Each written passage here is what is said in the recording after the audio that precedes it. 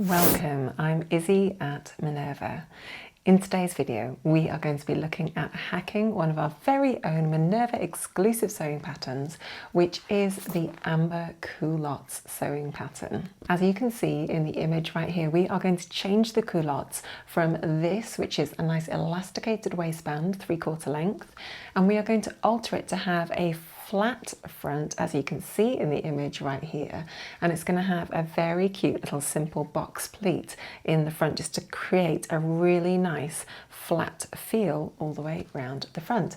The back is still going to be elasticated, so the fit is still going to be super comfy. Now, this pattern is designed for stretched jersey fabric, and the stretch widthways needs to be at least 25% for the original pattern. And what I would say is, if you're going to do this hack, you need to make sure that your pattern has at least 25% stretch if you're in the women's size range, which is this size range here, so sizes K to T. However, if you're cutting out the Mrs. size range A to J, you need to make sure that the fabric has at least a 30% stretch, and that's just very simply so it can come up over your hips and onto your waist.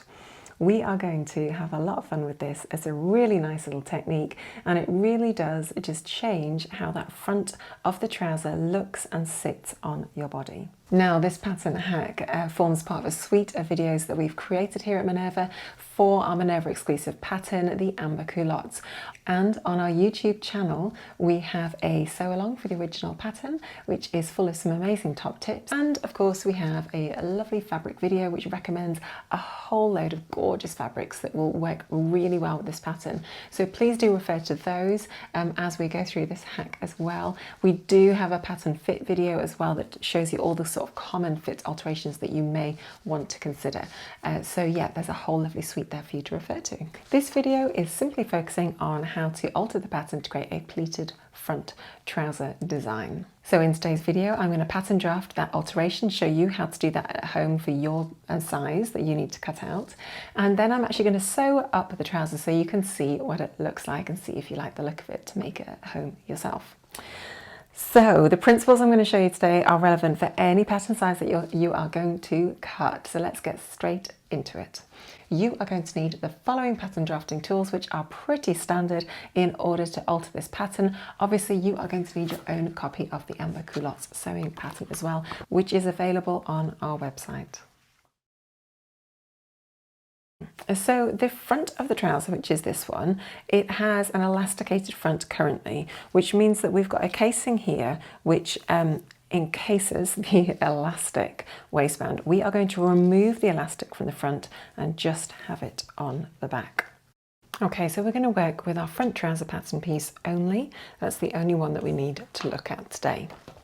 So basically what we want to work out is how much excess volume of circumference is in the front pattern piece, and so how wide can the box pleat be? How much do we need to take out in order for it to fit nice and snugly around our body? So grab a piece of paper and a calculator, and we're going to start off just by writing down our natural waist circumference. In this example here, I'm cutting out the G pattern size, and so my waist for this example is 72.4 centimeters. Write down your accurate waist measurement, not the one that's on the size chart for this. Then I just want you to get your waist, and I want you to divide it by 4 and write down what that means. So for me, 72.4 divided by 4 gives me 18.1 centimeters. Okay, so what we're saying when we do this is that our whole circumference of our waist is 72.4, whatever yours is, but when I divide it by 4, because I've got 2 fronts and 2 backs, the length that I want it to be along here, the minimum length I can have, is 18.1 centimeters in order for it to fit around my body really comfortably. Now let's work out exactly how much we do have on the pattern piece. So this is the waistline here, and so we're just going to measure it with a little tape measure because it's a curved line. So start at the seam allowance and then just carefully work your tape measure along the line of the size that you've cut out. all the way to the side seam and take a reading of that. For me, it's 25.5 centimetres. Now, what we want to do next is our front waist with the seam allowances removed. So that would be 25.5, which is the front waist, whatever yours is, do that. And then minus 3 centimetres because, and just write that down, because we've got 1.5 centimetres here and 1.5 centimetres here at the front crotch. So the total volume of fabric once we sew the garment together on one trouser leg is going to be 22.5 centimetres. Now we know that we can reduce the volume down to 18.1 or whatever your calculation is for your waist divided by 4. So then we are going to do our front waist without the seam allowance, which is 22.5 for me, minus a quarter of our waist. And whatever that distance is, that is the amount of volume you can remove from your front waist at your trouser front waist up here. So for me, it's 4.4 centimetres volume reduction. So I'm going to play around with removing 4.4 centimetres. At home, you remove whatever volume you need. Just make a really clear note of that. And we are going to call that the box pleat volume that we're going to be removing. So for me, my box pleat volume I'm removing is 4.4 centimetres. Fantastic. Okay, so now we're going to get to the actual drafting bit. Now we've done all of our maths. I want us just to mark the halfway point along the waistband here. Now, for me, that's around 12 centimetres, 12.5. So just mark a little notch at that point. Then take your box pleat volume, which for me is 4.4, and divide it by 2. And offset a point to either side of that notch you just drew, which is that distance. Okay, and that represents now where our box pleat is going to sit. Draw a line which is perpendicular to the waistline and that is 3 centimetres long from the notch. And then do the same over here for the other one right at the far end.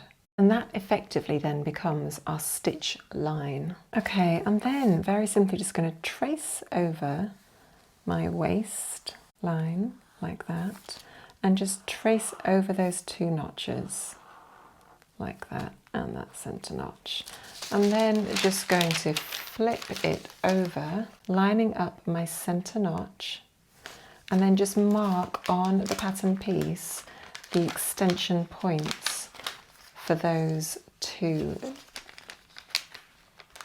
box pleats on here, here and here, and that middle line there. And that's just basically creating now the basic shape. So we've got some notches to cut.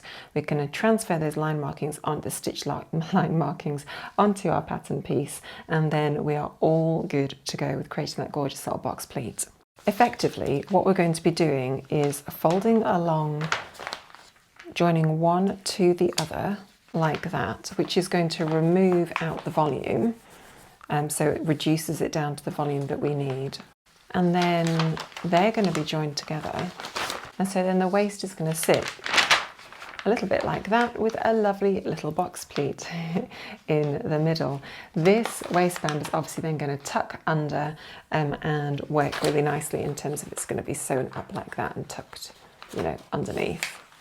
Ta-da! Just like that. So let's go away and sew that up so you can actually see how it's going to work. Okay, so in today's video I have chosen a really nice lightweight fabric, which is this Minerva Exclusive Meadow Melody Viscose Stretch Knit fabric. And as you can see, it's got a lot of stretch to it. This fabric is available on our website, and obviously we will tag it below in the video description. So we've got our set of instructions here in the instruction booklet, and fundamentally we're just going to follow that with our added little steps. So before we even get to step 1, the very first thing that we're going to do is we're actually going to prepare the little pleats on the front and the back before we sew the side seams together. So let's do that first, and then we'll come back to step 1 in a few minutes. Okay, so I have marked with tailor's tacks the location of the top of both of those little darts, the pleat, gathered box pleat thing that we're going to be doing. So what I'm going to do now is just pinch those together so that they create the box pleat that we want. So we're going to match them up together to start off with and just pop a pin in place on either side. Lovely. And then we obviously then want to mark a point that is 3 centimetres below that point there. And that's going to be right there. So just find a little measuring tape or however you want to label that. And then we've obviously got our nice little notches as well, which should line up front and back at this point. And of course you can always grab your pattern piece and just check that that's all in the correct location. I'm just going to move that pin down slightly so it's in exactly the right place. And there we have it. All we're going to do now is sew from the notch towards the top of the box pleat, which is marked here with tailor's tacks, and then we're going to sew back out again to the pin at that location. Okay, so just like that, they're all sewn together now. And then what happens is when you open it out, it creates this gorgeous little pleat, just like that. The next thing we're going to do is just press the pleat so that the middle of the pleat lines up with the stitch line, like that. And we're just going to press that in place and then do a little line of basting stitches across the front here. So I've run that line of basting stitches up at the top and then also at a point that just lines up with the notches as well, which will be effectively the top of the waistband once it's turned down, just to make sure that's going to hold and stay in place really nicely. That is looking cute. Okay, so once you've done that for one trouser leg, we're then just going to repeat that whole process for the other one. Wonderful, so those are looking incredibly cute now. Really like the way they're looking at the front. That's looking brilliant. Okay, so we've now sort of prepped our front trouser pieces, so you can now follow step 1 and step 2, which is where we sew the side seams at the front and the back together and also the crotch seam together. When we come to step 3, you can obviously do that too, that's just overlocking or finishing however you want.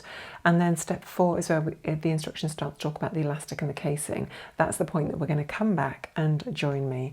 So if you need further support with steps 1, 2, 3 and how to sew those, please do refer to our YouTube tutorial Sew Along, which we have filmed and is available on our YouTube channel. And then come back and join me for step 4, where we talk about the variation and the hack that we need to sew. Okay, so here are our trousers.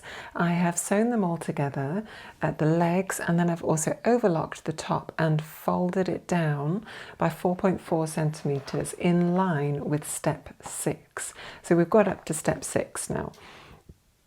The next thing the instructions say on step 7 is actually to create the casing, but we have to do something slightly different with our elastic. So let's follow me now. So to start off with, I want to grab a piece, your roll of elastic, and wrap it around your waist until it feels comfortable, okay? And so you want it to have like a little bit of stretch around your body, but not too much. It just needs to feel comfortable, and for everyone, that's different for everybody. So then once you've figured out the length of your elastic that you feel comfortable with, tap that into your calculator.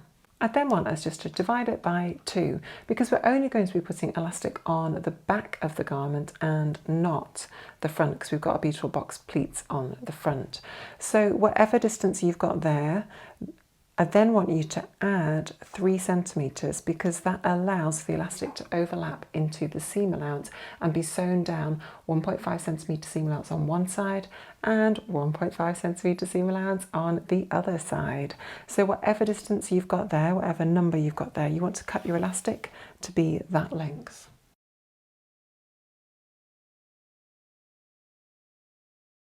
So this is the back here, and what I really want us to do is to grab one end of the elastic and just place it at the top of where the fold is. We've got this nice little fold that we've pressed earlier where the top of the waistband is going to be, and we just want to pop it in line with that, parallel with the folded line, and then grab a pin and just attach it into the seam allowance at that point. So you've attached the elastic all the way to the raw end or the overlocked edge of the seam, of the side seam there. Keeping the elastic nice and flat, we're then going to go over to the other side and just do exactly the same and pop that in there. Wonderful. So you can see it's going to start to sort of stretch out a little bit. At this point, you may just want to try it on just to check that the elastic is the right length. At this point, we're just going to sew the elastic over the seam allowance, the stitch line of the seam allowance at that point there, to create a nice firm hold. I would do this a couple of times, go backwards and forwards just to give it a nice strong firm hold at that point. Do the same on the other side. Okay, so just like that, so they're nicely attached on just like that, and on the same on the other side. Now at this point you've got multiple options of how you can put the elastic into the trousers, but what I would probably find the easiest thing to do is actually to find the midpoint of the elastic, pop a little pin in there, and then attach that to the centre back of the trousers, which is this bit just here, and just line it up really nicely once again with the fold of the fabric in that location. And at this point I'm actually just going to sew it into the casing just along that seam allowance to create a nice neat finish. I'm going to sew it on this side to create a nice neat aesthetic, even though that bit's actually going to be hidden when we wear the garment. What that's going to do is just ensure that it's nice and evenly distributed around the waist when we wear it. Okay, now at this point we're going to pick up basically on the instructions, and we're basically just going to fold the casing down on the fold line that we ironed previously, and all I'm going to do is just pin that in place. I'm going to pin my pins at 1.5 centimeters above the bottom. Obviously as you pin around the elastic you're going to have to sort of stretch it out a little bit to work out where those pins need to go to get a nice even encasement of the elastic. Okay, and once you've done the back, just flip it over and do the same for the front. The front is obviously much easier because it's all just flat. We've got our nice little box pleats in at the front, haven't we? If you want to, you could have added some interfacing onto the front potentially as well, if you wanted to just firm that up a bit once you've done your toile. Depending on the weight of your jersey fabric, that will obviously have a big impact on how this sits on your body. Okay, excellent. What we're going to do now is just sew that in place. We want to top stitch it in place as per the instructions at 2.5 centimeters from the folded edge. So we're going to have like a little bit of a flap of fabric down at the bottom, and that's absolutely fine. So let's sew it now. So there we have it. We've got our nice little box pleats on the front with our waistband fully encased, and then at the back we've got a nice bit of stretchy elastic just to hold that in beautifully. The only thing we need to do is hem, and we're just going to follow the instructions in the booklet. So you can hem the trousers however you want. It recommends to overlock the bottom and then turn up by 2.5 centimeters. So let's do that, and then we're going to go and take a look at it. And here we have the gorgeous little amber culottes with that beautiful little box pleat down at the front. It just really flattens the front and gives it a completely different feel, doesn't it? I do think this looks really, really nice. So thank you for joining me today. I hope that you found that really fun. If you really enjoyed the whole process of just seeing how you can tweak a pattern, how one small change can have a really big impact aesthetically on how the pattern looks. Do come back and join me for more pattern hacks as we look at the Amber Culottes pattern. We've got loads of fun little ones coming along. If you've really enjoyed the pattern hack video today, do consider taking a little look at our free pattern drafting course, which is available on our Minerva YouTube channel. So thank you for joining me today. I've been Izzy at Minerva, and I'll see you next time.